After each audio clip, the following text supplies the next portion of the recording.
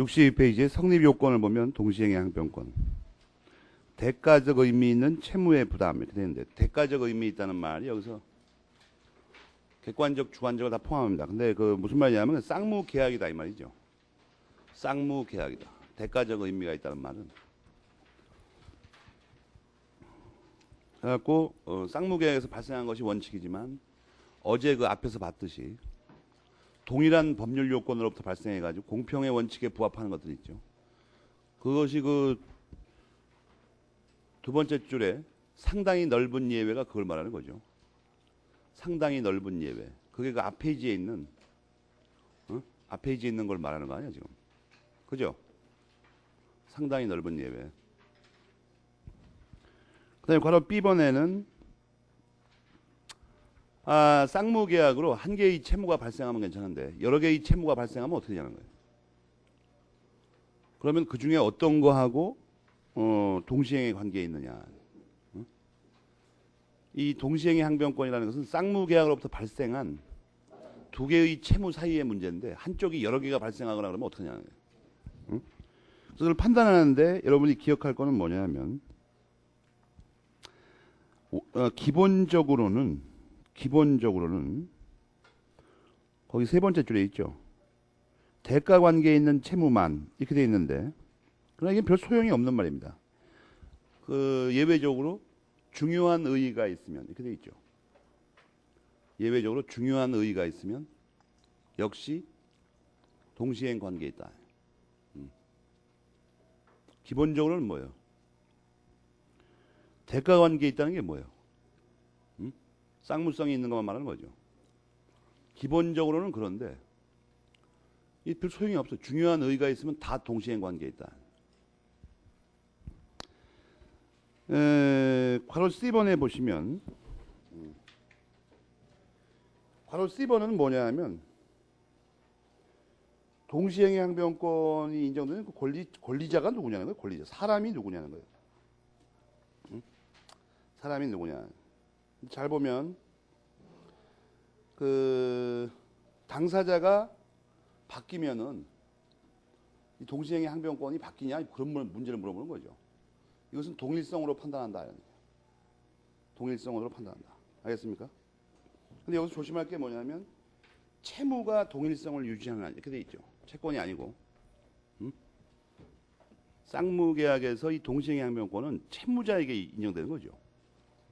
물론 이제 그걸 뒤집어서 채무가 두 개니까 양쪽에 있으니까 채권자에게도 인정될 수 있는데 기본적으로 그 원칙은 뭐냐면 채무의 동일성 가지고 판단한다. 동일성을 유지해야 되니까 끝부분에 보면 경계의 경우에는 인정되지 않는다 이렇게 돼 있어요. 동일성으로 판단한다 이 얘기죠. 한마디로 해서. 여러분 조심할 게 이게 지위의 이전이 아니고요. 채무의 동일성 말하는 거예요. 동일성. 이거를 이렇게 설명을 하는데 못 알아들으면 뭐 딴 생각을 하고 있는 거지 지금.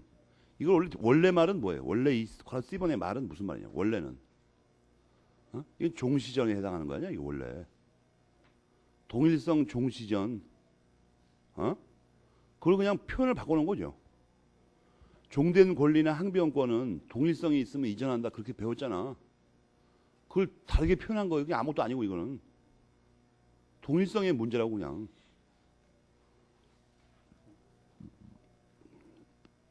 괄호 D번은 뭘까요? 당연히 그 한쪽의 채무가 소멸하면 동시행의 항변권을 행사할 수가 없는 건 당연한 거죠. 알겠습니까? 그렇잖아. 그건 너무나 당연한 얘기예요. 그렇지 않습니까? 그런데 이걸 또 다른 표현인데 CD가 다 동일성의 의미에 관한 거죠. CD를 묶어서 동일성 이렇게 써놔요.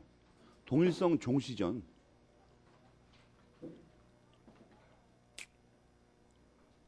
내가 왜 어떤 말 같은 거를 암기하지 말라고 그러냐면 이럴 때 문제가 생긴다고.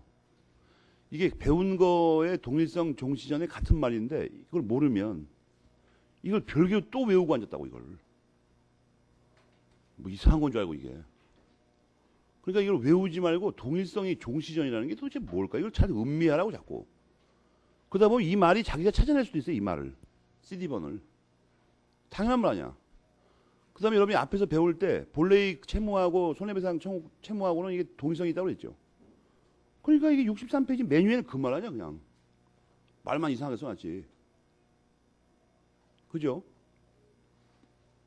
그러니까 이 CD번은 동일성 종시전을 또 그냥 한 번 더 설명하는 거예요. 그냥 아무것도 아니고. 무슨 말인지 알겠습니까? 홀리지 말라고. 홀리지 마라. 속아 넘어가는 거 이거 안 좋은 거야 이거.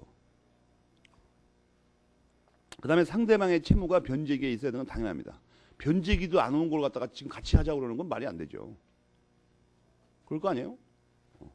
근데 이것과 관련해서 변제기가 항상 일치하면 문제가 없는데 변제기가 서로 다를 때는 이게 복잡한 문제가 발생한다는 거예요. 응?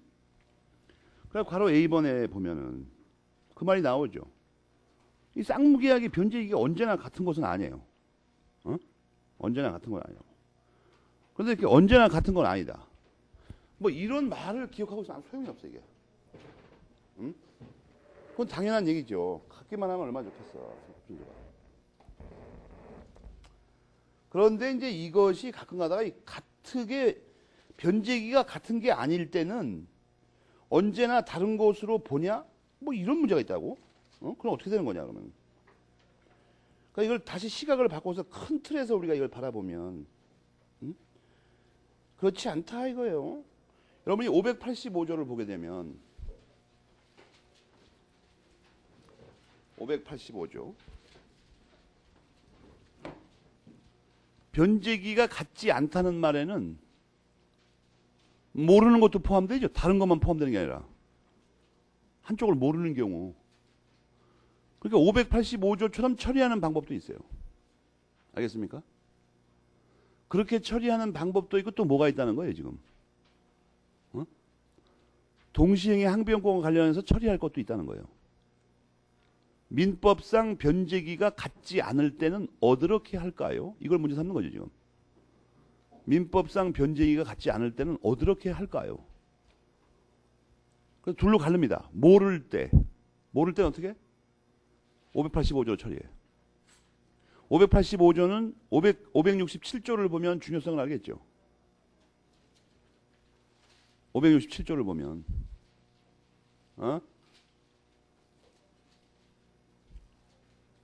모릅니까?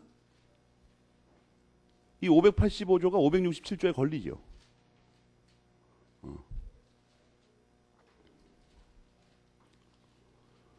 그래서 변제기가 같지 않다.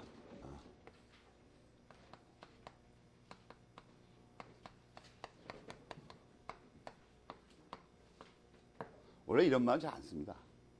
학생은 이런 말 안 쓰는 게 좋아요. 굉장한 오해를 불러일으키죠.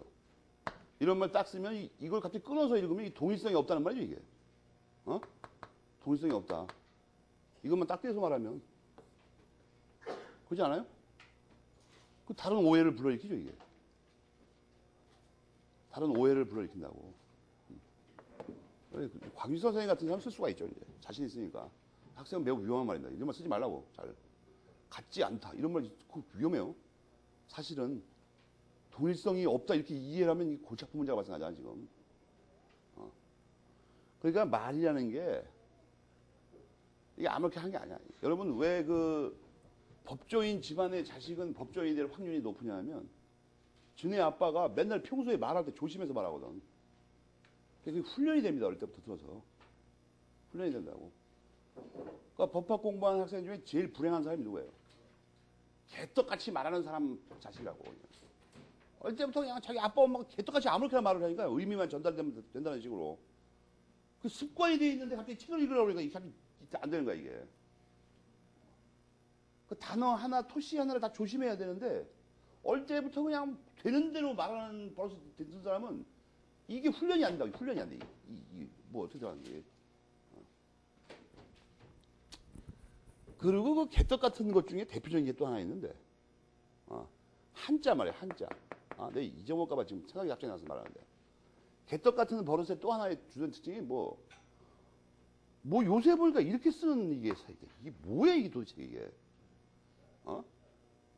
이런 게 어딨어 이게 동양 3국에 어디에도 쓰지 않는 말이에요. 베트남에서도 안 써, 내가 보니까. 물어봤더니.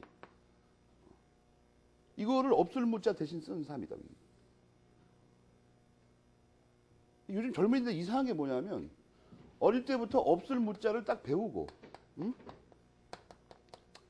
그럼 이걸 어릴 때부터 계속 정식으로 쓰다가 몇 년 지나서 삶이 나이 먹으면 이제 급하죠. 그리고 이걸 막 휘갈겨 쓰는 건 이해가 되지만 이거는 뭐냐, 이게 도대체 이게. 어? 이게 쓴 사람이 요즘 많더만 이상하게. 어떻게 해서 이게 퍼졌는지 모르지만. 이건 초서체도 아니야. 이거 아무것도 아니라고. 이건 개떡 같은 수작이야, 이거는. 그냥. 이 채점자의 분노를 유발하죠, 이거. 이런 글자가 어디서 나오는지 갑자기. 어? 이게 동양 3국의 어떤 약자에도 보이지 않는 거야, 이게.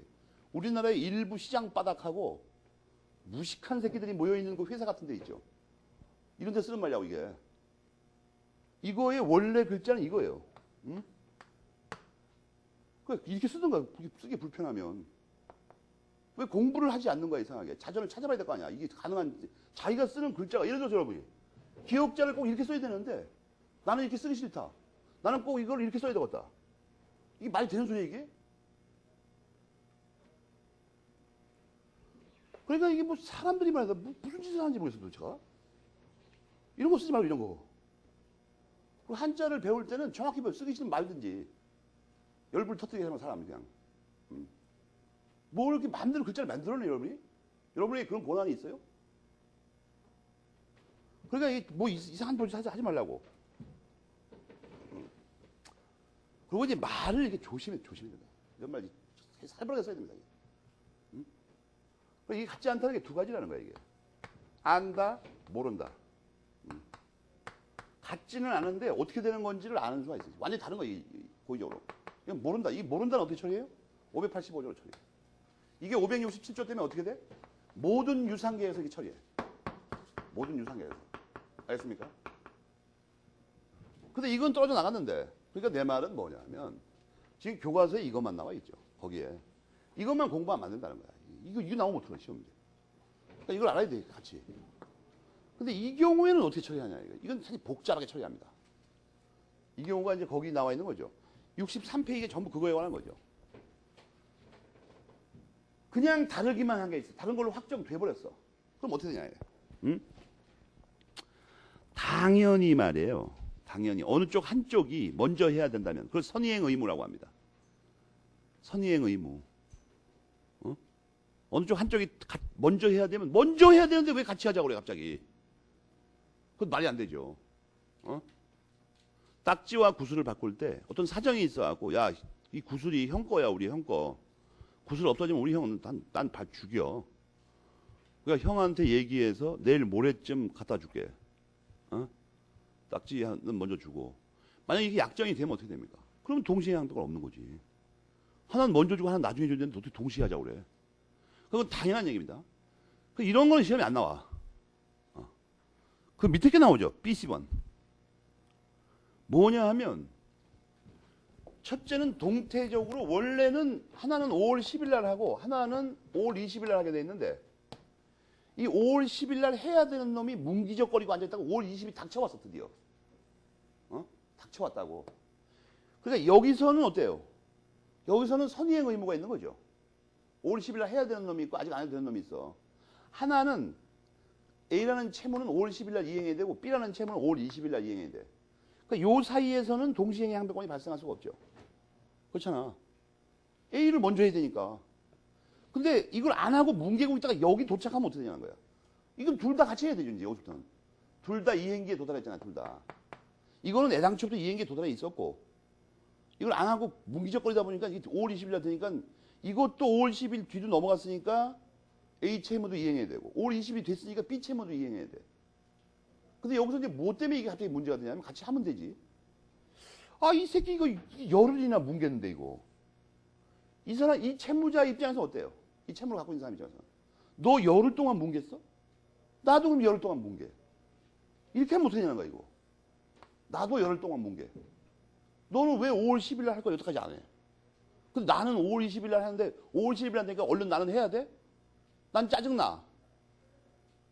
나도 너처럼 열흘 동안 뭉갤 거야. 이렇게 할 수 있냐는 거야, 이거. 이거는 근데 잘 생각해야 되죠. 뭘 잘 생각해야 됩니까? 이거는 뭔가 그 법적인 정의하고 관계없이 떼다가 놓는 거죠, 그냥. 원시 보복적 상태냐, 이거 한번 보니까. 너 열을 느껴줘? 나도 열을 느껴줘. 뭐 이런 거 아니야. 이걸 무한정 허용하면 어떻게 됩니까? 영국이 안 하는 수도 있죠. A가 다시, 뭐? 이 새끼 장난하는 것처럼, 뭐 내가 열을, 너도 열을 넣죠? 그래, 그럼 나도 한 달 더 줄 거야, 난. 그럼 상대방은, 그래? 그럼 나도 한 달 더 넣어줘. 그래, 환갑을 받게 되죠. 비차가네. 저런 거 허용하면 그렇게 될 거 아니야, 이게 이상하게. 그건 저 애당초 싹을 잘라버려야 되죠. 그런 일을 못하도록. B번호 잘 읽어봐. 응? 그게 그 얘기죠. 그게 그 얘기야. 그렇잖아요. 그래서 어떻게 된다는 거야? 그거하고 상관없다는 거야. 각자 자기 할 일만 하면 되지 남이 안 한 것까지 그 신경 쓸 필요 없어요. 더군다나 저기 만약에 저 B 쪽에서는 무슨 구제 방법이 있죠? 지체로 손해배상을 청구하면 되죠. 지체로. 그러지 그냥 원시적으로 뭐 너 안 해? 나도 안 해. 이렇게 하면 안 된다는 거야 이거. 이행지체를 물리지. 그렇잖아요. 그 추가적으로 손해배상으로 받으면 되지. 그걸 갖다가 같이 어? 이거 무슨 장난도 아니고 말이야 이거. 법적인 채무가. 알겠습니까? 그런데 또 하나 예외가 뭐냐 하면 그 C번은 무슨 얘기냐 하면 이게 저절로 이 뒤에 거 있죠. 이 사람이 원래 자기 걸 조금 아까 문제는 여기서의 문제죠. 여기서 이 시점에서의 문제죠. B번은 이 시점에서의 문제 아니야 지금. 교과서 설명이. 이 시점에서 B가 나도 열을 땡길 수 있냐 이런 문제죠. 근데 여기서의 문제를 다루는 거야 C번은. 여기서의 문제.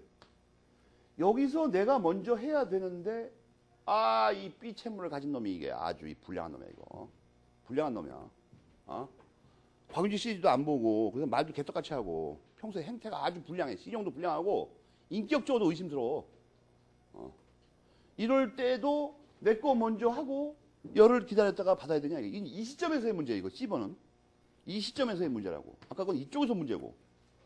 여기서 내 거 먼저 하는 건 좋은데 내가 할 거니까. 이 자식 이거 상당히 의심스러워 이거. 응? 평소에 행태가 도대체 신뢰를 주지 않아. 그런 사람이 주변에 많죠. 우리나라에 많아. 특히 우리나라에. 도저히 믿을 수가 없는 사람들. 믿을 수가 없는 사람들. 평소에 신뢰를 잃은 사람들 있죠. 이거는 종합적으로 고려하니까 사회 통념에 따라서 별하별 행태가 다 포함됩니다. 별하별 행태가. 알겠습니까? 그러니까 평소에 시건을 밥 먹듯 해. 거짓말을. 그래서 돈 빌려달라고 그래. 빌려줬어. 걱정하지 말라고 그래. 20일날 갚을 테니까. 근데 10일날 가만히 생각해보니까 저 녀석자가 도저히 믿을 수가 없어요. 그럴 때도 내 거 무조건 해야 되냐 이거예요. 그 C번을 빨리 읽어봐. 불량할 때는 믿을 수가 없다. 불량할 때는 믿을 수가 없다. 알겠습니까? 이거를 거기 잘 보면 불안의 항변권이라는 게 보입니까? 매물입 7에. 그 용어가 그걸 씁니다. 통설적으로는. 불안의 항변권. 536조 2항을 읽어봐요. 그거예요.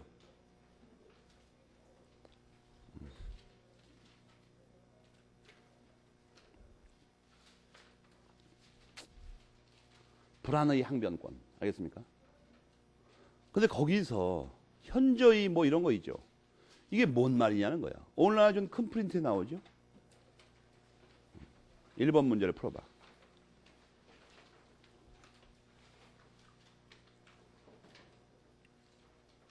시험에 잘 나옵니다. 워낙 중요한 거니까 이거.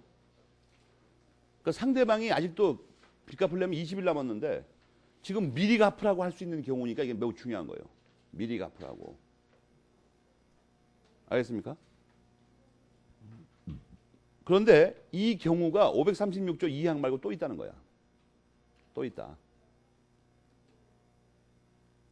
판례를 보면 번호를 매길 수가 있죠. 두 가지 경우죠. 그렇잖아. 두 가지 경우에 미리 하라고 할 수 있는 경우가 있잖아 거기.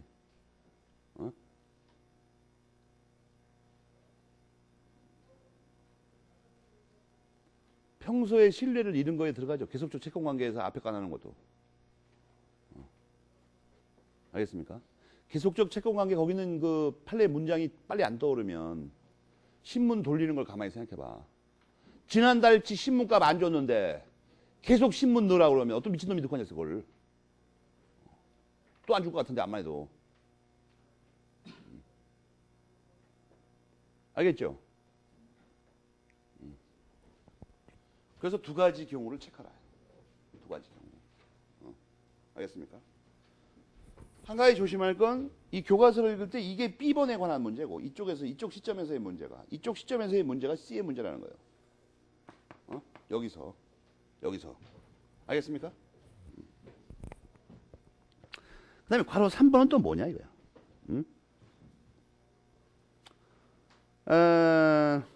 상대방이 채무의 이행이나 제공을 하지 않고 이행을 이것이 우리 그 독일 법계의 특징입니다.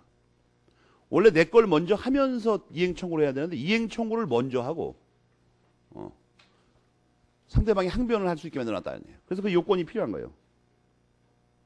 상대방이 이건 지금 이 괄호 3번의 문장은 항변권자의 입장에서 본 거죠. 항변권자의 입장에서 내가 항변권을 가질 때 상대방이 지는 안 하면서 내 걸 하라고 한다 이거예요. 지는 아무것도 안 하면서 내 걸 먼저 이행하라고. 그러면 나는 항변권을 행사할 수 있다 이런 얘기예요. 그죠? 이제 여기도 문제가 있는데 맨 밑에 보면 일부 이행이나 불완전 이행. 이거를 여러분이 쉽게 이해하려면 일부 이행이다 밑줄 치고 양적 일부 말하는 거죠. 양적 일부. 불완전 이행은 뭐예요? 질적 일부입니다. 양적 질적으로 일부만 이행하는 경우에는 동시행행 항변권이 어떻게 되냐. 응? 당연히 그 안 하는 부분에 대해서만 동시행행 항변권을 행사할 수 있죠. 그거야 말할 필요가 없는 거야.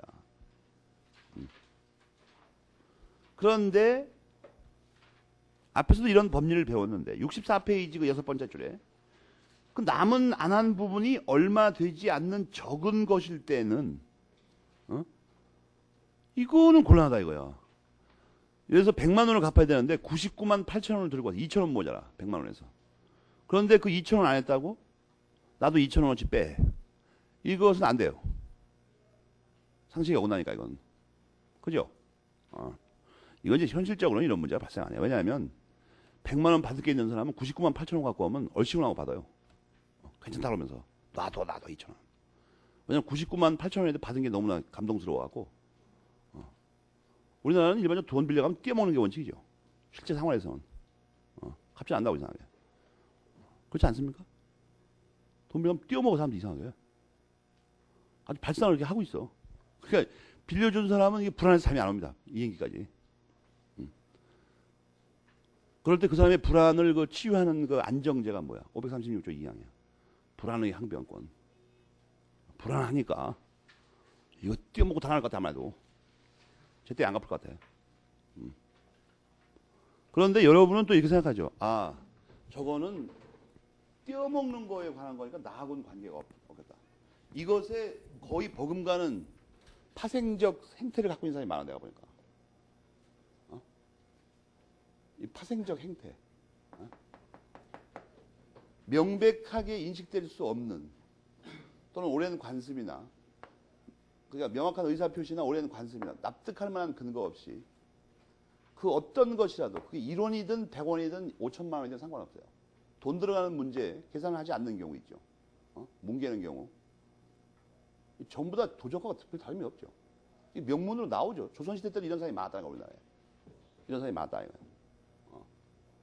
요즘 젊은이들의 특성 중에 하나 그거던데 보니까 이게 부모한테 돈 받아서 그냥 써버릇 해가지고 생전 지가 돈을 안 버니까 이게 뭐 5원짜리 이건 그냥 뭐 친구가 내도 무방하다 이거 그냥 뭉개는 사람이 있어. 도적과 아무런 차이가 없어요. 알겠습니까? 아무런 차이가 없다고. 뭐 같은 거 학생인데 뭐 얼굴 좀 많은데 20원 그거 좀 그런 사람이 법조인 되면 안 됩니다. 이 민법에서는 1원을 따지고 앉았죠 지금. 1원이 어디로 가야 되나 이거. 근데 20원 뭐 100원 1000원 이런 거 뭉개는 사람이 이 민법을 이해할 수가 없어요 전혀. 우리 법리에 어긋나죠 그러고.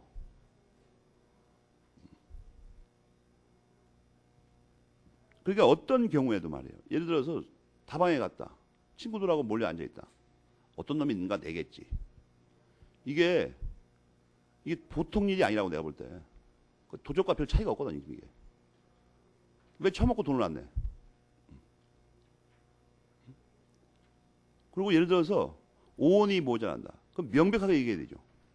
지금 5원이 모자라는데 언제까지 변제할 건데 갚을 테니까 좀 빌려달라든지 이렇게 말을 해야 된다고. 에이 뭐 5원 그냥 돈도 아닌데. 그런 생각을 왜 하는 거예요? 돈을 벌어본 적이 없으니까. 5원이 어떤 가치를 가지는지 전혀 모르니까 그런다고. 그러고서 명백하게 우리 법리 어긋나요. 도적이라고 그냥 단순하게. 그게 커지면 어떻게 됩니까? 나중에 찻대기로 띄워먹어 그냥. 좀 띄워먹으면 어때? 그러니까 평소에 말이에요. 평소에 친구나 친지나 아는 사람들에게 5원, 10원, 100원 이런 거를 갖다가 우습게 정확하게 계산하지 않은 사람이 만약에 한나라당에 돈 떼먹는 것에 대해서 비난을 한다면 그건 적반하장이죠. 내가 볼 때. 적반하장이라고.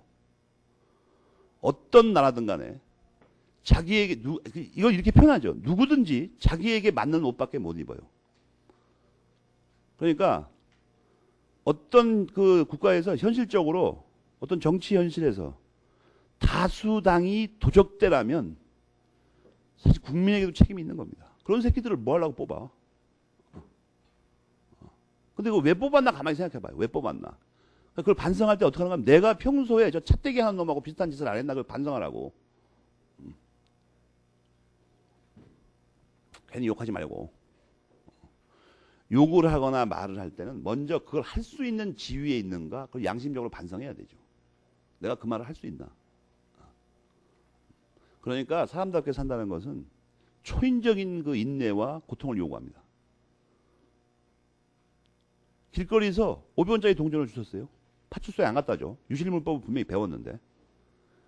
그래 놓곤 왜 정치인이 돈 떼먹냐. 그건 안 된다니까 그렇게 하면. 쥐는 돈을 떼어먹어도 괜찮고 남은 떼어먹으면 안 되는 거예요? 500원은 적은 돈이니까 주워서 주머니에 집어넣어도 괜찮은 거예요 지금? 그렇게 하지 말라고 배웠잖아 책에서. 지금 또 무슨 얘기하다 그 얘기한 거야 이거? 응? 별 신통한 얘기가 아닌 것 같은데 아무리 봐도.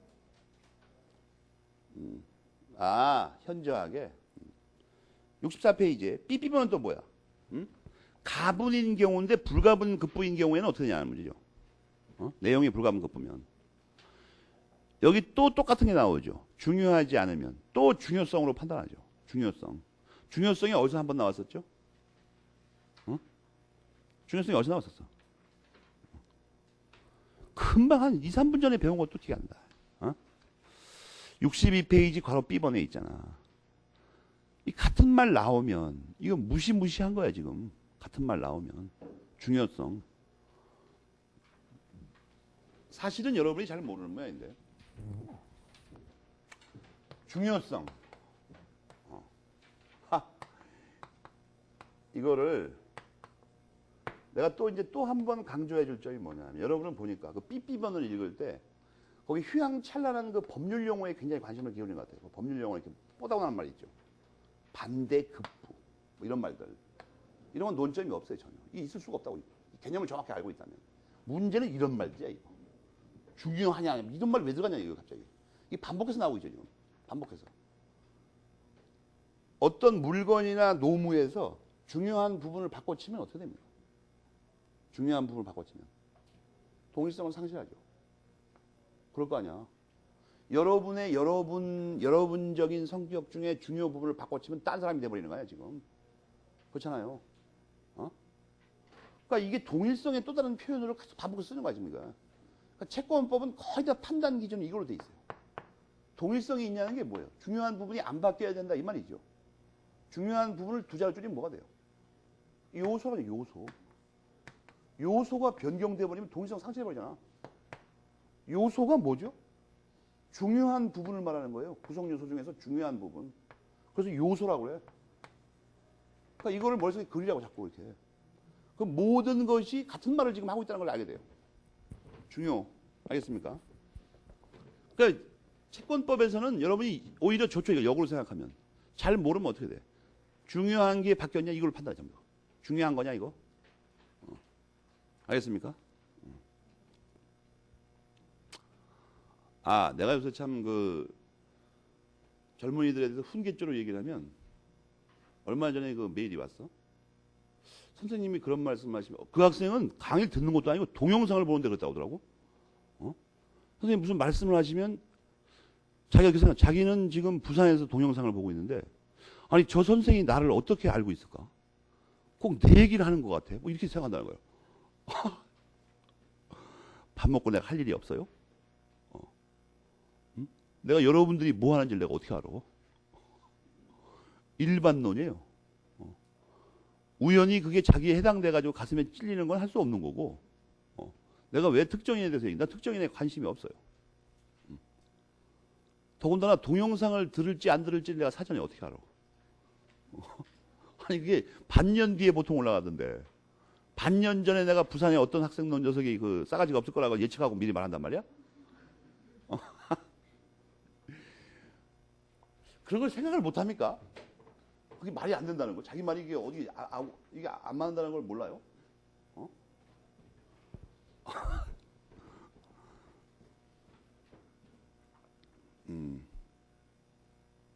하긴 또 어떤 사람이 자꾸 꼭 나한테 하는 얘기 같은 걸 자꾸 하면 불안하죠. 왠지. 그러면 불안해서 그걸 막으려고 그 동영상을 끌려고 하지 말고 그걸 반복해서 들으면서 여러분 일반론으로 말하는데도 자기가 걸릴 정도라면 굉장히 위험한 상태죠. 그렇지 않아요? 그냥 특정인을 겨냥하지 않고 일반론으로 말하는데 그게 자기가 걸릴 정도라면 자기 자신이 지금 굉장히 위험한 상태에 있죠. 그걸 고쳐야 되죠. 불안하니까 동영상을 끌 게 아니고 그걸 고쳐야 된다고. 그 다음에 CC번은 또 뭐야? 이게 판례에 나오는 거죠. 아까 CC번. 저번 달치 안 주면 이번 달치도 안 해. 나도. 괄호 B번은 뭡니까?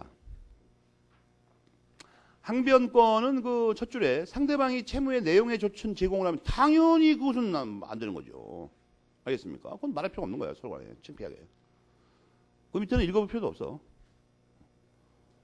원래 항변권은 그 앞에 뭐라고 그랬어요? 상대방이 이행이나 변제의 제공을 하지 않고 내 걸 하라고 했을 때 항변하는 거지. 다 하고 하면 항변 못하지. 내 거 해야지 그냥. 그 다음에 효력이 나오죠. 이 효력에서는 중요한 논점이 하는데 먼저 그 세 번째, 네 번째 줄은 총칙에서 배운 거죠. 항변권의 종류. 그렇잖아요. 이걸 볼 때도 영구적 항변권에 뭐가 있다고 그랬어요? 그렇지. 한정승인 항변권이 있다고. 연기적 항변권. 연기적 항변권에는 동시행의 항변권만 있어? 또 하나가 뭐가 있어요? 최고 검색의 항변권이 있었죠. 이렇게 자꾸 떠올려야 될 거 아니야. 그냥 지나갈 게 아니라. 이런 게 나와서 모르면 무서워서 그냥 빨리 그 다음 페이지로 넘어갈 게 아니라 그걸 찾아봐야 될 거 아니야. 뭔가 이거. 왜냐면 시험에 자꾸 나오는데. 요즘 학생들은 좀 겁나고 이런 게 피하더만 숙제 그냥. 정면 돌파할 생각을 안 하고 무서워 이러고 그냥 도망가 버려요. 도망가.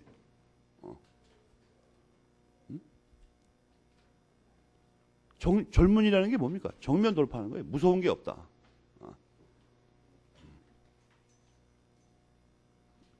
그 대표적인 것 중에 하나가 길에서 무서운 선생을 만나면 저기서부터 미리 알아보고 옆 골목길로 빠져나가. 그래서 내가 한번 나도 옆 골목으로 들어가서 중앙에서 마주쳤어요.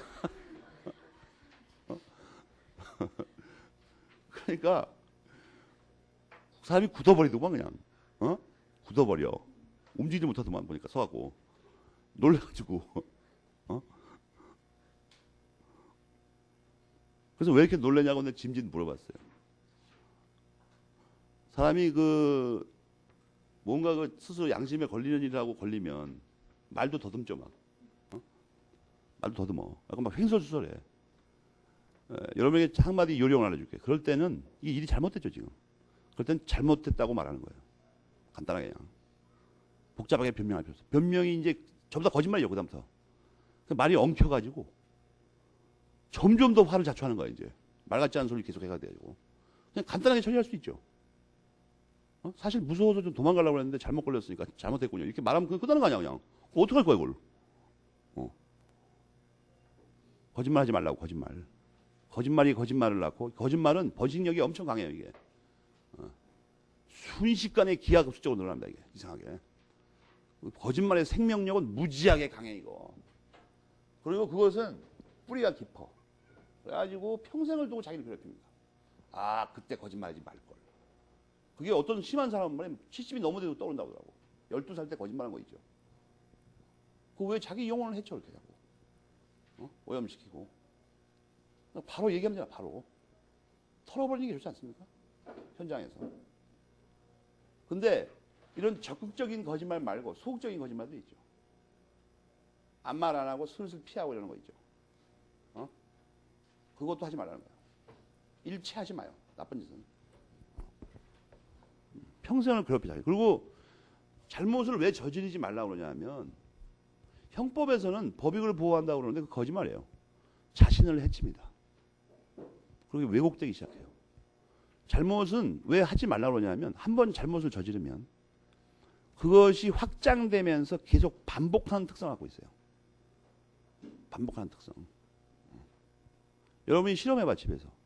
어머니가 따뜻한 마음씨를 가지고 부드러운 목소리로 예, 사과라도 한쪽 먹으면서 공부해라 그러는데 갑자기 거기다 대고 말도 안 되게 이따고 짓거리 하지 말아요. 이렇게 소리 한번 질러봐. 그다음에 어떻게 되나? 자기가 어떻게 되나? 우선 마음이 아프고 그 다음에 이제 똑같이 어머니가 또 사과를 들고 왔을 때 갑자기 태도를 돌변해가지고 너무나 고마워요. 어머니 할 수가 없죠. 역시 성질을 조금 내야 되죠. 서로 민망하니까. 아, 어저께는 막 핏대 내고 성질을 내더니 갑자기 어머니 고마워 이렇게 이상하죠, 자기 생각도. 그리고 계속 악순환에 걸려져 버립니다. 그러니까 애초에 하지 말라는 거야. 애초에 하지 않으려면 어떻게 됩니까? 무엇이 착한 일이고 나쁜 일인지를 아주 심하게 공부를 해야 돼요. 순간적으로 판단을 잘못하는 결과 잘못된 길에 딱 바로 들여오는 순간 확장되고 반복된다고 이게. 친구한테 거짓말을 했어. 예를 들어서 뭐 개그맨 식으로 우리 집은 마당에서 이렇게 엎어지면 손에 닿는 게 다 돈이야. 그 돈이 많어. 거짓말을 했어. 그 다음에 만나서 무슨 얘기 할 때마다 그걸 염두에 둬야 되죠. 우리 집이 돈이 많다는 거. 확장됩니다. 그게 확장된다고. 그 다음에 무슨 뭐 거짓말이 됩니까? 예를 들어 이런 걸 거짓말이 되죠. 너희 집은 화장지 못 쓰냐? 우리 집은 돈으로 닦어. 너무 많아가지고. 그래서 그러잖아. 그리고 드디어 나중에 미치면 어떻게 됩니까? 메모지 없냐? 야, 돈에다 써라. 미쳐버린다고 사람 미쳐버려. 애초에 하지 말라고. 어떤 것도 아무리 작은 것도 자신을 속이고 남을 속이지 말아요. 소극적으로 남을 속이는 것도 있죠. 강의 들으면서 복습을 하면 안 해. 무서운 사기죠. 알겠습니까? 아, 그럼 하지 말라고. 효력에서 영구적 항변권, 연기적 항변 듣고 바로 1번에 행사와 그 시기가 나왔죠. 여러분이 조심할 게 하나 있어. 뭐냐 말이에요. 이 동시행의 항변권은 그냥 갖고만 있고 마음속에 담아두고 가만히 있으면 되냐? 아니에요. 거기 뭐라고 나와 있어요? 두 번째 줄에 메모리 펜치래요. 재판에서 또는 재판 밖에서. 그럼 앞에가 무슨 말이죠? 재판상에서 또는 재판 내에서 이 말이죠. 재판의 내외에서 행사 또는 주장하지 않는 한 현실화하지 않으며. 이런 말 보입니까? 이거 행사해야만 돼. 만약에 행사 안 하면 어떻게 됐죠? 상대방의 청구권은, 여기서 상대방의 청구권은 갑자기 어디서 튀어나온 거야 이게? 63페이지 괄호 3번에 있는 말이죠. 63페이지 괄호 3번에 그 제목이 있죠. 제목. 그거 말하는 거예요. 그거. 그게 어떻게 돼요? 완전히 효력을 발휘합니다. 알겠습니까? 완전히. 알겠죠? 조심할 건 뭐냐 하면 이걸 언제 행사하냐는 거야. 그건 한 줄만 기억하면 돼요. 7번째 줄에 상대방으로부터 청구를 받은 때. 그것만 알면 돼. 나머지 그걸 그냥 풀어놓은 말이에요. 알겠습니까? 동시행의 항변권에서 재판상 행사의 효과는 유치권의 행사의 효과하고 똑같다고 그랬죠. 상환 급부 판결 또는 원고 일부 승소 판결을 내린다 이거예요. 유치권 설명했잖아. 똑같다고. 누누이. 그럼 볼 게 없어. 볼 게 없다고. 알겠습니까? 그 B번까지 다 같은 말이에요. 유치권의 경우. 중요한 건 이 괄호 3번입니다. 그래서 별표를 3개 하고.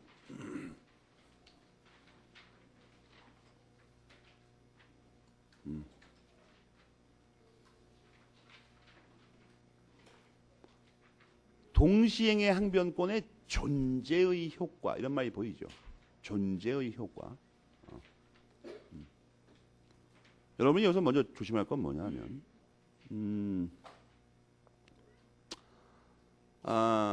앞에는 말이에요. 동시행의 항변권의 효력입니다. 동시행의 항변권의 효력하고 동시행의 항변권의 존재의 효과하고는 다른 말이에요. 이게. 알겠어요? 이거 뭐냐면 이걸 생각해봐. 저거를 잘못 읽는 수가 많은 것 같은데 특히 학원 모의고사 같은만 보니까 학원 모의고사의 문제 자체가 잘못됐어. 내가 보니까 뭘 착각을 일으킨 모양이야. 이런 말이 보이더라고. 동시행의 항변권은 존재하는 것만으로도 뭐 어쩌다 이렇게 말이 있어. 그런 말은 없어요. 우리나라에. 그런 말은 없다고. 그 책을 읽다 만 거죠. 갑자기 중간에.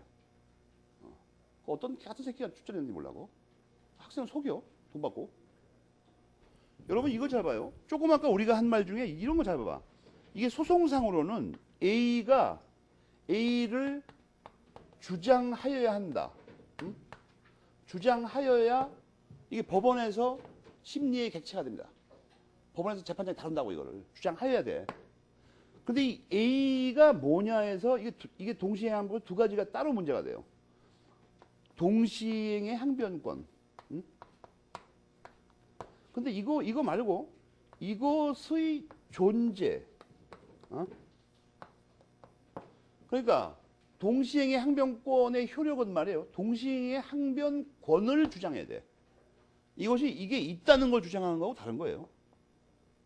무슨 말이 되겠습니까? 그래가지고 이것도 그렇고 이것도 그렇습니다. 여기까지도. 이것도 주장해야 돼. 이거 주장도 안 하는데 혼자서 마음대로 결정되는 거 있는 게 아니야. 법원에서는. 뭘 봐야 되냐면 여기 존재의 효과라고 했지만 그냥 존재하기만 되는 게 아니고 존재하기만 하는 게 아니고 이것이 법적으로 이 재판상으로는 주장이 돼야 된다. 재판상으로는. 알겠습니까? 여러분이 그 문장을 같이 읽어야 되는 게 뭐냐면 같이 읽어야 되는 게 존재한다는 것 바로 A번에 두 번째죠. 존재한다는 것 자체로부터 이렇게 나와 있죠. 근데 여러분 조심할 게 뭐냐면 오른쪽에 뭐가 나오냐면 실체법상의 효과가 생겨요. 실체법상으로 제한된다고 이게. 알겠습니까? 실체법상으로. 그럼 이 소송상으로는 소송상으로는 67페이지 괄호 B번 있죠. 괄호 B번. 이게 소송법상으로는 안 그래. 주장돼야 돼요. 연결하세요. A번과 B번을 우선. 양쪽 페이지를.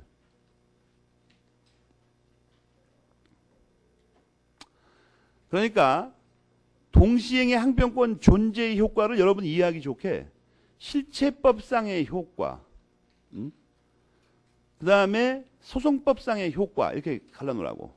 이 괄호 B번은 소송법상의 효과죠. 실제로는 이 뒤에 것이 문제가 됩니다. 그러니까 재판에서는 말이에요. 가만히 있으면 아무것도 안 돼. 입을 악 다물고 그러니까 존재 자체로부터 효과가 발생한다고 해봐야 아무것도 안 된다고. 주장을 해야 됩니다. 알겠습니까? 법관이 모르니까 이거. 입을 악 다물고 있으면 있는지 없는지 어떻게 알아. 그러니까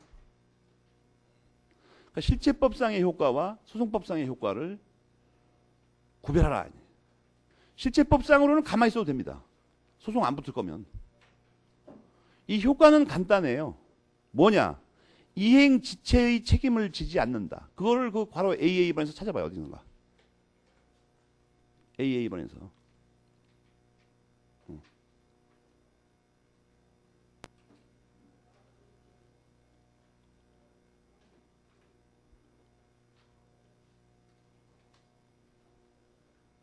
알겠습니까? 이 효과 자체는 뭐예요? 이행지체가 되지 않아요. 근데 이런 효과들은 실체법상으로, 그러니까 다툼이 없고 분쟁이 없을 때는 그냥 인정되지만 이게 다툼이 되는 거죠. 나중에 틀림없이 문제가 되는 건. 그때 어떻게 돼? 주장해야 돼. 존재를 주장해야 됩니다.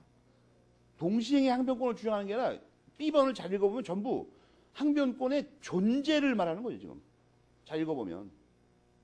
알겠어요? 항변권을 말하는 게 아니라 항변권의 존재를 주장한다. 이렇게 되잖아요. 전부 다. B번은 뭐예요? B번은 이건 자질압항을 얘기하는 거냐?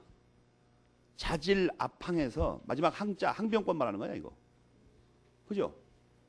그건 아무것도 아니야. 설명할 것도 없고.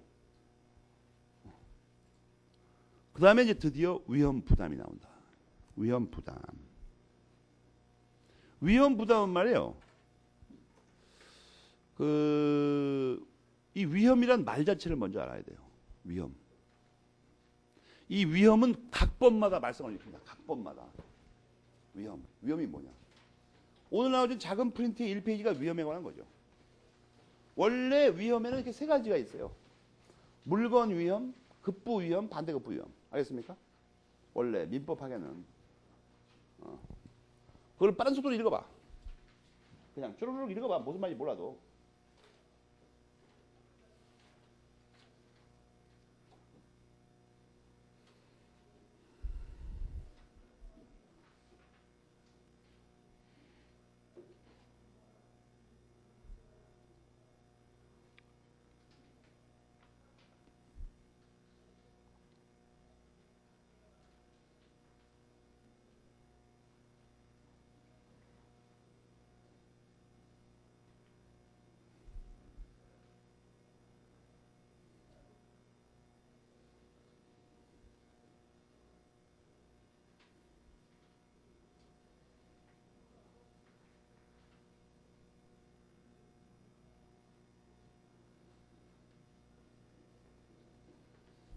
읽어봤습니까? 그게 위험의 개념에 관한 1페이지는 그거죠. 위험의 개념. 부담과. 그걸 반드시 알아야 됩니다. 왜냐하면 곽윤식 선생님 책에만 자세하게 설명이 안 돼 있을 뿐이고 곽윤식 선생님 이제 총론이 나오긴 나오는데 비슷하게. 다른 모든 책엔 자세히 나와요. 다른 모든 책에는. 이거 구별합니다. 이게. 특히 이게 소수설 때문에 이게 필요해요. 소수설들은 위험을 여러 가지 의미로 사용하거든요. 진짜 멋대로. 그래서 그걸 꼭 알아야 된다. 이게. 어떤 걸 시험에 낼지 모르니까. 알겠습니까? 이 위험을 알아야 돼. 그거는 내가 쓴 게 아니고. 그거 뭐 두 가지인가 세 가지를 짬뽕한 거예요. 그거 뭐, 최수영 선생의 그 학위 논문하고 뭐, 몇몇 사람의 글을 짬뽕한 거예요. 여러분 읽기 좋게. 알겠습니까? 그러니까, 그걸 잘 기억해 두라고. 위험의 개념. 거기서 우리가 지금 배우려고 하는 위험은 뭐예요? 대가 위험 말하는 거예요. 반대급부 위험. 알겠습니까? 지금 우리가 하려고 하는 건. 이 537, 8조는 이 대가 위험만에 관한 규정입니다. 그 중에서 거기 논문에도 써 있죠. 거기 그 온라인 프린트에도.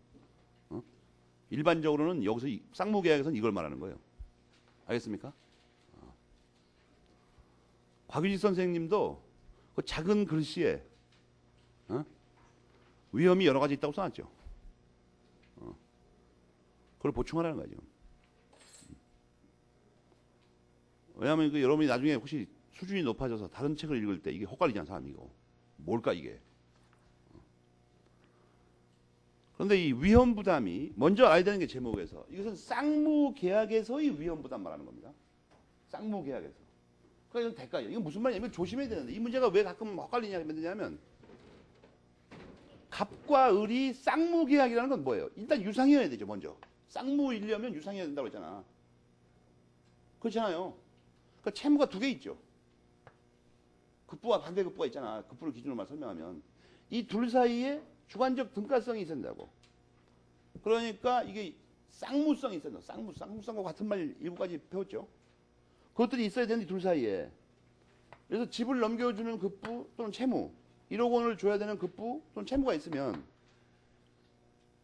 이게 왜 어렵냐면 이게 만약에 멸실되면 이게 어떻게 되냐는 게 아니고 이게 어떻게 되냐는 거야. 이게 반대급부가 어떻게 되냐.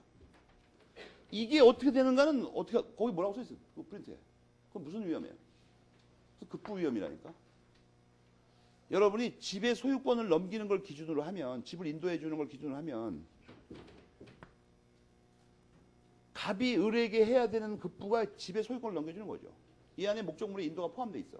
그러면 이것이 잘못되면 이 사람의 이 급부 있죠. 급부. 이 급부가 어떻게 되는 거냐가 급부 위험의 문제야. 이거 누가 부담하냐, 손실을. 알겠어요? 근데 이게 어떻게 되냐 해결하고 나면 이게 만약에 이행이 안 되게 되면 돈은 어떻게 되냐는 문제가 있죠. 또 받을 거냐 못 받을 거냐. 이게 왜 문제가 되냐면 이 급부의 멸실이 아무에게도 책임이 없어야 됩니다. 누군가에게 책임이 있으면 책임질 놈이 따로 있는 거죠. 그럼 문제가 안 돼요. 그러니까 책임질 놈이 있으니까 이거 그때는. 그러니까 아무에게도 책임이 없이 이게 갑자기 없어졌어. 지금 부서져버렸어. 폭탄으로. 빈 라덴이 와서 이거 포장을 설치했어. 그 이 두 사람하고 관계가 없는 거야. 그건. 이 두 사람 잘못이 없어 지금. 물론 이제 갑이 대문간에다가 존경하는 빈 라덴 우리 집을 부셔주고 그래갖고 부셨다면 이건 이놈의 책임 있는 거죠. 그게 아니고 그냥 평상시에 이게 아무 책임 없는 거야. 두 사람 다.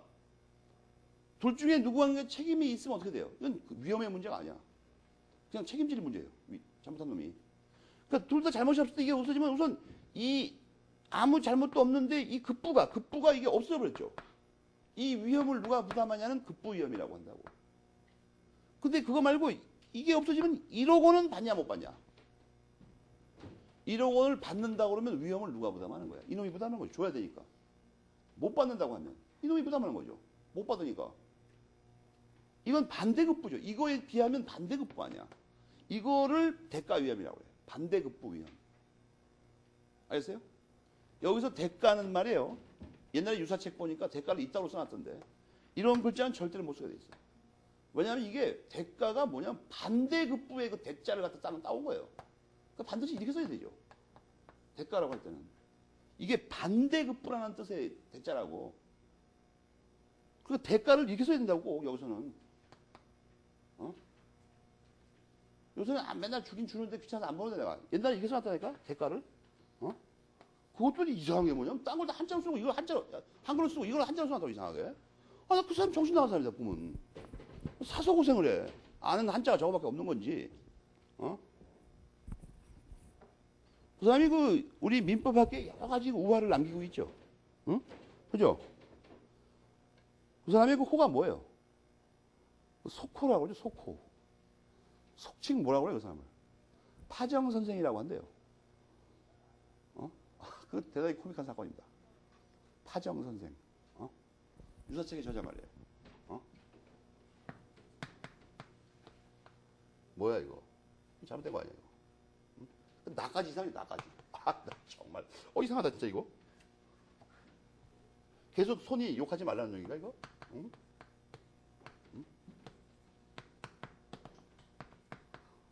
그 다음 호가 이거예요.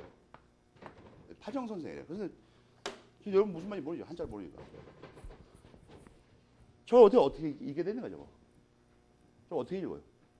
그러니까 이게 웃기는 얘기를 해도 웃을 줄 모르는 거야. 이게. 인생이 재미가 없는 거야. 이거. 힘들기만 하고. 웃기기는커녕 저게 무슨 글자가 저게. 저게 이제 저희 친족법에 나오죠. 파탄주의. 저를 파탄이라고 읽는 거예요. 파탄 났다는 말 여러분 못 들어봤어요? 저 집은 파탄 났다 이미. 이혼법의 그 파탄주의 말하는 거죠. 파탄. 근데 그 유사책의 저자가 어떤 세미나에서 2시간 내내 세미나 발표하면서 계속 이걸 파정으로 읽더래요. 그래서 사람들이 그 뒤부터 파정 선생. 그래서 그런가 대가도 이상하게 써놨더라고요. 옛날에 보니까.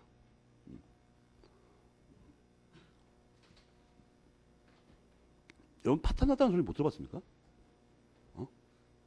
놀랍다 진짜.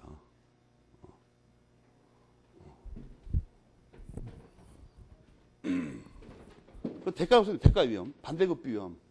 위험을 잘 알아야 됩니다. 내가 분필을 누구한테 줘야 되는데 이 분필 도망가 버렸어. 없어져 버렸어요. 나도 잘못하지 않고 상대방도 잘못 안 했는데. 그럼 요것을 이게 없어지면 누군가 손해보죠 이거. 내 분필이 없어지면 누가 손해보냐 이거 누군가가. 그걸 누가 부담하냐는 거야. 그 급부 위험에 관한 거예요. 근데 이거를 내가 건네줬으면 저 사람이 나한테 50원 주려고 했어. 이 분필 값을. 근데 이거 갑자기 없어져 버리면 이 분필은 누가 부담하냐. 이 분필 없어진 거는. 그 문제하고 저 사람한테 그러면 내 잘못을 안 없어졌으니까 50원은 받을 수 있냐? 그건 반대급부 위험의 문제예요. 537, 8조는 이 반대급부 위험을 다루고 있다. 여러분이 잘 봐봐 거기. 의의에 잘 봐봐. 위험이 어떤 위험이냐면 거기 선박 매매인데 선박이 폭풍으로 침몰해요. 그래서 폭풍으로가 무슨 말이에요? 당사자 쌍방에게 책임 없는 사유로 이 뜻이죠. 폭풍으로라는 말이 537조에서 문장을 찾아봐. 당사자 쌍방에게 책임 없는 사유로 그 말이죠. 폭풍이라는 게. 폭풍을 누가 책임져? 알겠습니까? 침몰하면 선박이 어떻게 되냐를 묻는 게 아니라니까. 선박 대금을 누가 물어내냐 하는 말이에요, 지금. 교과서 잘 보면. 그래서 이게 반대급 위험이라는 거야. 그래서 알겠습니까? 선박 대금을 누가 물어내냐. 선박을 누가 물어내냐가 아니고 지금. 알겠죠? 그걸 확실히 알아야 됩니다. 그러니까 위험이라는 게 급부 위험하고 반대급부 위험을 조심해야 됩니다. 지금 이 예컨대를 여러분이 아무리 봐도 선박이 없어지면 선박을 누가 물어내냐가 아니라니까. 그 반대급부인 돈을 어떻게 되는 거야? 돈을 물어야 되냐 말아야 되냐 이거. 이걸 예리하게 따져봐야 된다. 먼저 바로 1번에 그게 나오죠. 이 쌍무계약에서만 문제가 돼요. 왜냐하면 이게 문제가 되려면 반대급부가 있긴 있어야 되죠. 문제가 되려면. 그러니까 편무계약에서는 문제가 안 돼. 알겠습니까? 그런데 잘 봐요. 잘 봐요. 그 괄호 A번의 제목은 뭐냐면 쌍무계약에서 위험부담이 문제되는 이유 이거예요. 녹색으로 네모쳐. 이거를 잘 알아야 됩니다. 원칙적으로부터.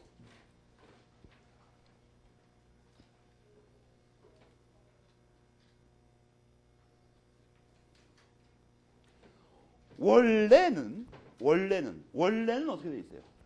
아무 관계 없어. 급부하고 반대급부는 아무 관계가 없다. 알겠습니까? 원래는 거기 써 있죠. 맨 밑에. 원래는 아무 관계 없어. 근데 쌍무계약에서는 예외적으로 뭐 때문에 문제가 돼? 의존적 결련 관계에 있으니까. 알겠습니까? 그러니까 원래에 대한 특칙이죠, 이게. 쌍무계약에만 한한 특징이라고. 그 다음 페이지에 괄호 B번을 보면 괄호 B번을 보면 이 위험 부담과 구별해야 되는 수가 있다. 위험 부담과 구별해야 되는 경우가 있다.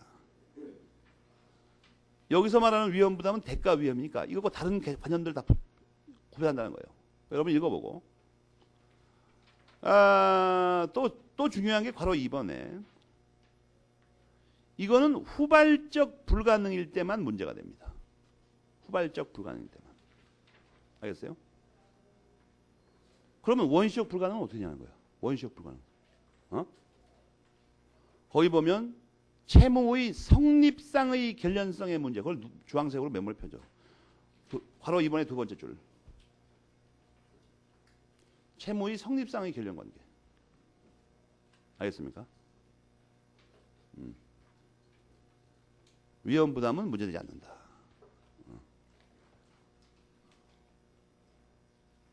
알겠습니까? 그 다음에 괄호 3번에 여러분 이거 괄호 2번도 원래 원시적 불가능이게 되면 계약 체결상의 과실 책임 등등이 다 문제가 되죠. 그거 말하는 거예요 지금. 괄호 3번에 위험 부담에 있어서 불가능은 채무자에게 책임 없는 사유로 생긴 것이다. 그렇죠? 그래서 채무자에게 책임 없는 사유를 빨간 걸로 네모쳐봐 일단 빨리. 채무자에게 책임 없는 사유.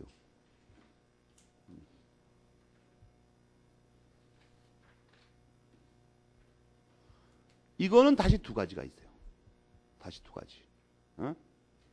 거기 밑에 세 번째, 네 번째를 보면 채권자에게는 유책 사유가 있는 경우 채권자에게도 유책 사유가 없는 경우 이게 둘은 나뉩니다. 그럴 거 아니에요. 그래서 어떻게 빨간 걸로 다 네모치하고 세 개를 표를 잘 그려봐 스스로. 분류가 잘 되게.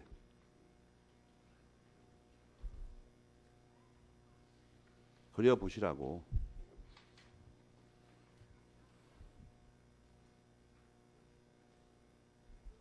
알겠습니까?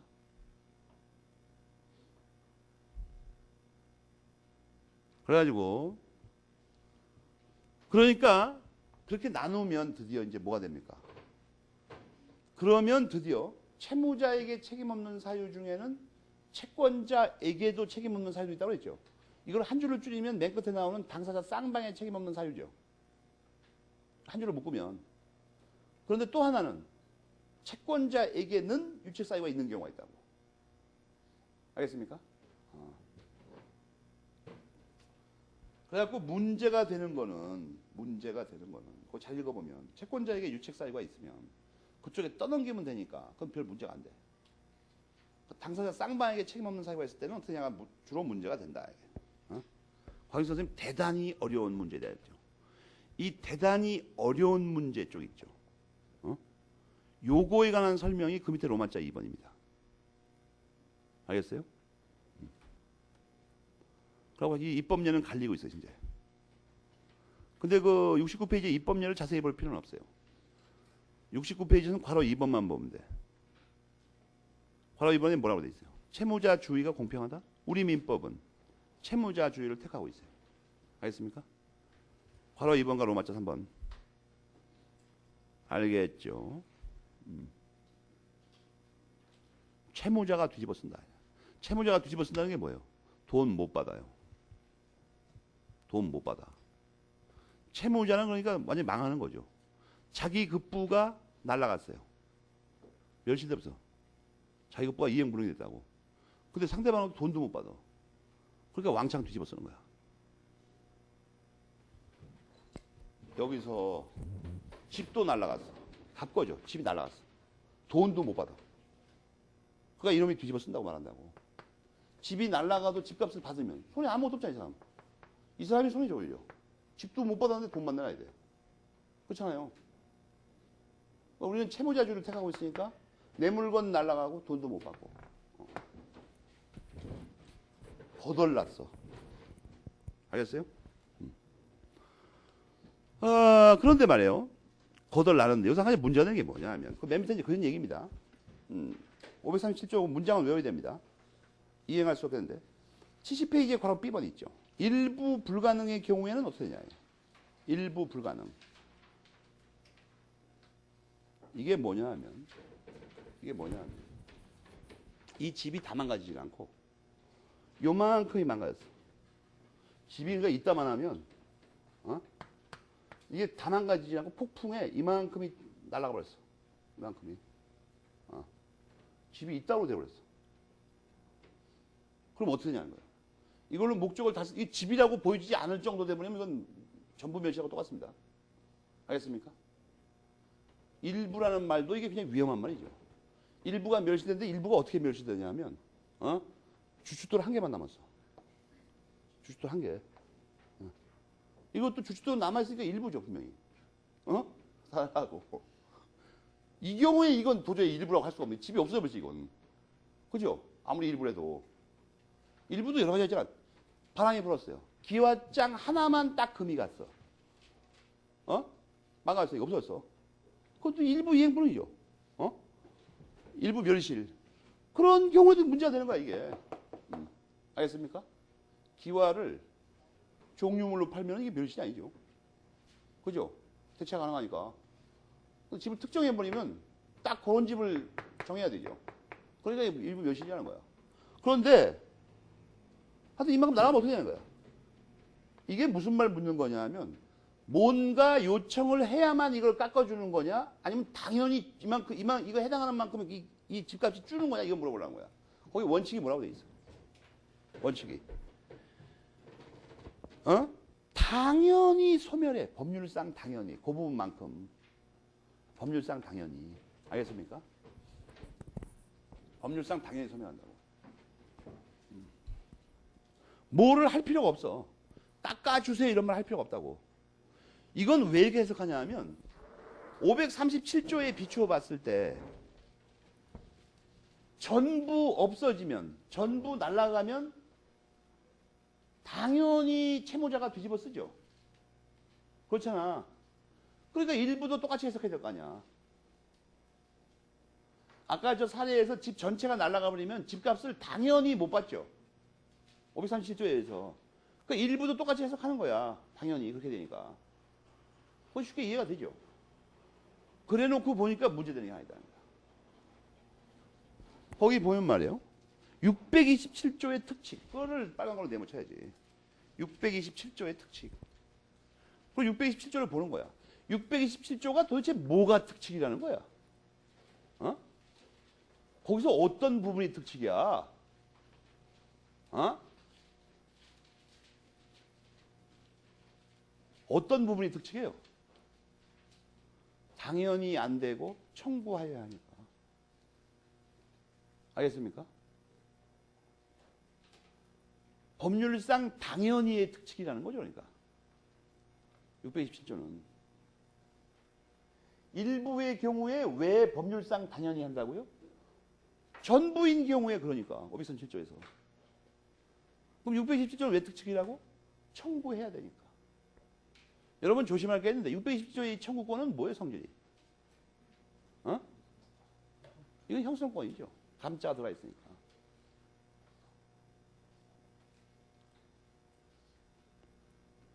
그러니까 사실 당연히 주는 거하고 비슷하죠. 떠들기만 하면 되니까.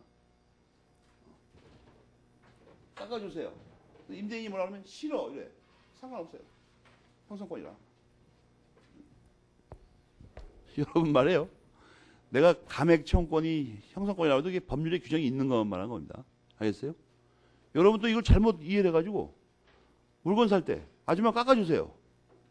그 아줌마가 안 돼 이러니까 내가 아까 한 건 형성권이에요. 이거 안 된다고 이거. 그럼 법률에 규정이 없어 그런 건. 알겠습니까? 곤란해고 서로. 그래갖고 또 안 돼서 욕하면 안 된다고. 이 녀석은 이게 형성권이라고 하는데 이상하다. 이거 안 되네 이거 시장에서는. 법률에 규정이 있는 것만 말하는 거야 지금. 그 다음에 이제 70페이지에 가장 어려운 게 바로 2번입니다. 채권자의 유책 사유로 인한 이익불능이 아까 배웠죠. 채무자에게는 없는데 채권자에게 있는 경우 아니야 이게. 이때는 538조에서 별 문제가 없어요. 채권자가 다 뒤집었습니다. 이건. 지 때문에 잘못됐으니까. 뭐가 문제가 되냐면 말이에요. 이게 책임 없는 사유가 이게 뭐냐는 거야 이거. 여러분이 538조를 잘 째려봐. 이게 참 이런 걸 알아야 이 법전을 읽는다는 게 참 인생에서 즐거운 낙이죠. 응? 그죠? 1항에는 말이에요. 잘 보면 여러분이 채권자의 책임 있는 사유로 이행할 수 없게 되는데 이게 전문에 나오죠. 근데 후문은 1항은 두 문장으로 구성되어 있죠. 후문은 뭐야? 채권자 지체 중에 이렇게 되어 있죠. 이거에서 학설이 엄청 갈립니다. 엄청 갈려. 왜 엄청 갈리냐 하면 채권자의 수령 지체라는 게 채권자 지체 말하는 거죠. 근데 이게 400조의 채권자 지체하고 같은 거냐 다른 거냐 이게 문제가 돼. 첫째, 같은 거냐 다른 거냐. 응?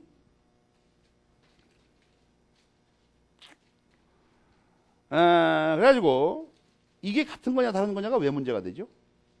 응? 같은 거냐 다른 거냐가. 이게 이 후문에 있는 것도 유책 사유를 요하냐 이게 문제가 되는 거야. 후문에 있는 것도. 알겠습니까? 학설은 날카롭게 대립하고 있어요. 채권자의 수령지체는 법정 책임설이 있다고 배웠죠. 거기서는 고의과실을 요하지 않는다고 그래. 그러나 곽인 선생님 같은 사람은 이거 유책 사유가 있습니다. 채무불이행 책임설이니까. 근데 여기서 이제 여러분 머리 아플 테니까 일단 그걸 싸움이 있다는 걸 기억해두고 이걸 해석하는데 첫 번째 문제가 되는 게 이 책임 있는 사유의 유책 사유가 뭐냐는 거야 이거. 여기서의 유책 사유가 뭘까 이게. 교과서에 뭐라고 써 있어요. 이거를 의무 위반으로는 절대로 이해할 수 없다고 생각하죠. 그죠? 과실이라는 게 선량한 관리자의 의무를 주의 의무를 위반하는 거죠. 그런 게 아니라는 거야 이건. 그럼 뭐냐는 거야 이게. 이건 뭔가 다른 거라는 거예요. 신의칙상의 어떤 비난 가능성 있는 경우를 의미한다 써 있죠.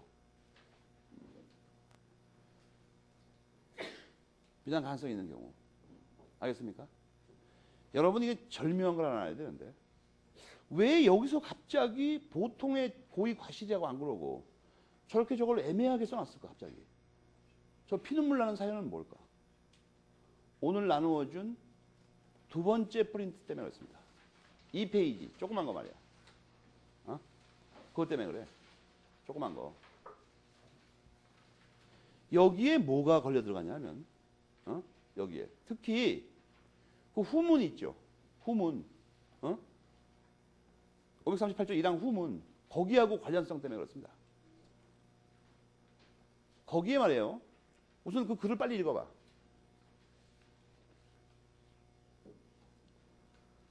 401조를 읽으면서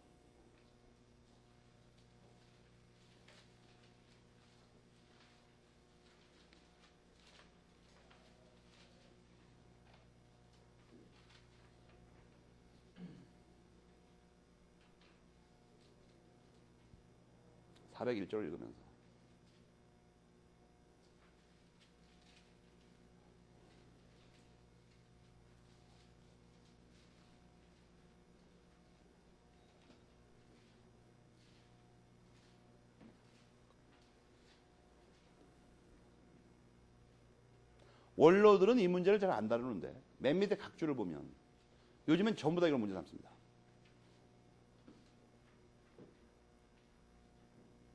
현재까지 드러난 반대 선론은 소수는 서광민 선생밖에 없어요.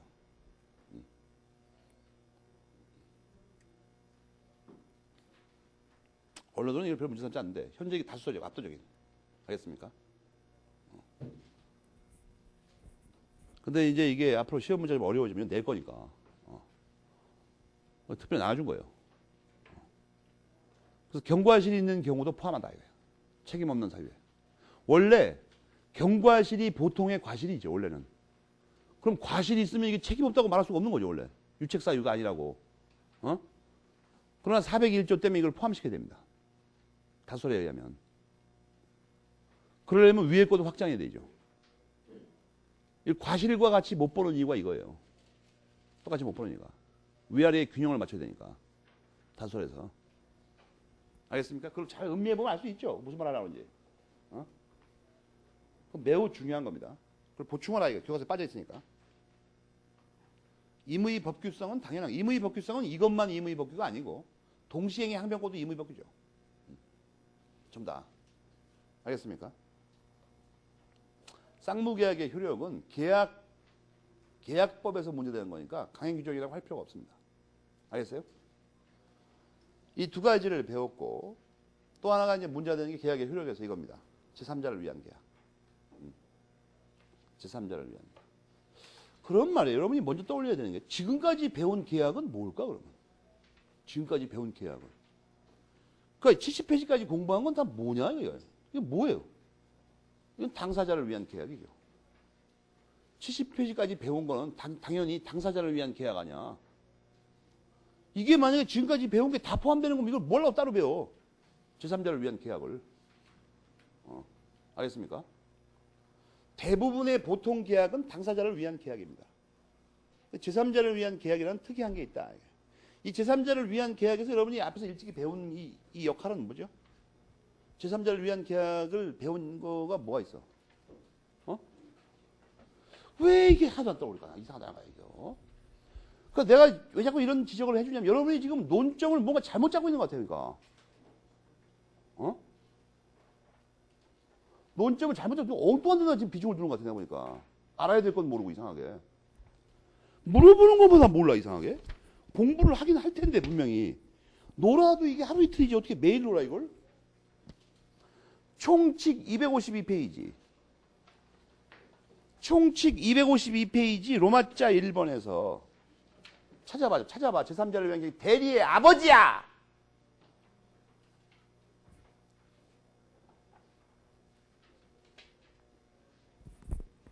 거기서 까먹는 거야, 이상하게.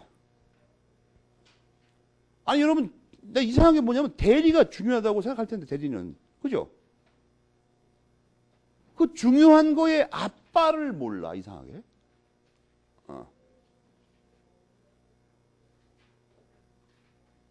거기다 써놔요 여기다 대리의 아빠. 제3자를 위한 계약이죠 여기. 채권 강론에 거기다 써놔 대리의 아빠.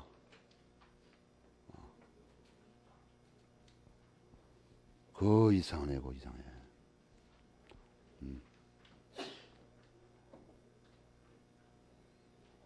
알겠습니까? 그리고 조금 쉬었다가 내용을 자세히 보기로 한다.